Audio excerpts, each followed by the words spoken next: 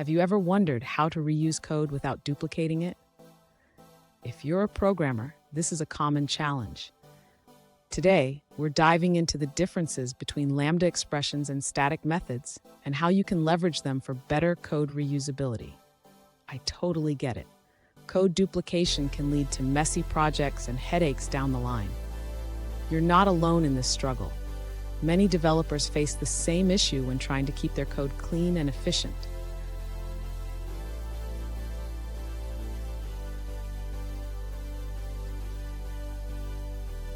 Here's the specific question we're tackling today. One user asked how to reuse a Lambda expression without duplicating code, similar to how they would with a static method. They provided an example of a static method that doubles a number and how it can be reused across different classes. Let's break this down. So what's the difference? A static method can be easily called from anywhere in your project, while a Lambda expression is a bit different. It needs to be defined in a way that allows it to be reused across multiple classes. Let's explore how to do that. And stay tuned. By the end of this video, you'll know exactly how to define and reuse Lambda expressions effectively, and I promise you won't want to miss this. To reuse a Lambda expression without code duplication, the user can define the Lambda function as a static final variable in a utility class. This allows it to be accessed from multiple classes. Next, the user can access this Lambda function from other classes, just like they would with a static method. This keeps the code clean and avoids duplication. It's important to note that the Lambda expression can be passed around just like any other variable. This means it can be used as an argument in methods or stored in collections. Finally, the user should ensure that the Lambda expression is defined in a way that is clear and understandable.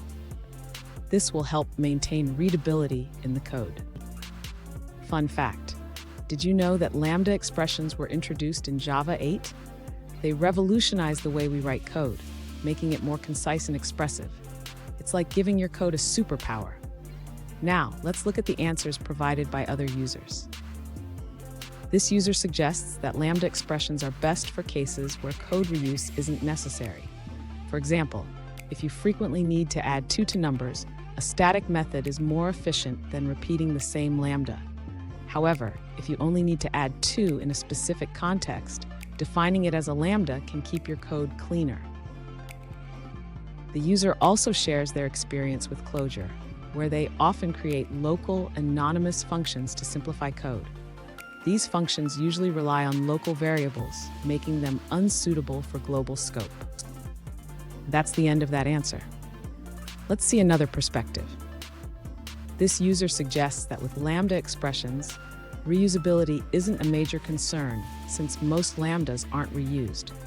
Instead, they recommend creating a function pointer that points to the static method. You can declare it using the method reference syntax. For example, you can create a method that consumes this function pointer and applies it to a value. In the main method, you can then use this function pointer to double a number. Now, let's shift our focus to a different response. This user suggests a test-driven development approach to your question. If your double me method is simple, they recommend calling it directly instead of using a method reference. However, if it's complex and needs testing, they advise using dependency injection to make dependencies explicit. This allows you to test the method independently. You can then use a functional interface to refer to the method expression. Finally, they show how to implement this in classes A and B using method references. Let's take a moment to review another user's answer. One alternative approach is to define a static Lambda function within a dedicated class. This allows you to reuse the Lambda expression without code duplication. For example, you can create a class called fn with a static final variable that holds the Lambda expression for doubling a number.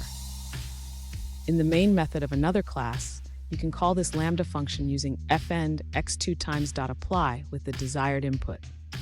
This way, you can easily apply the same doubling logic in multiple places. Here's a quick tip. Always consider using Lambda expressions for simple operations.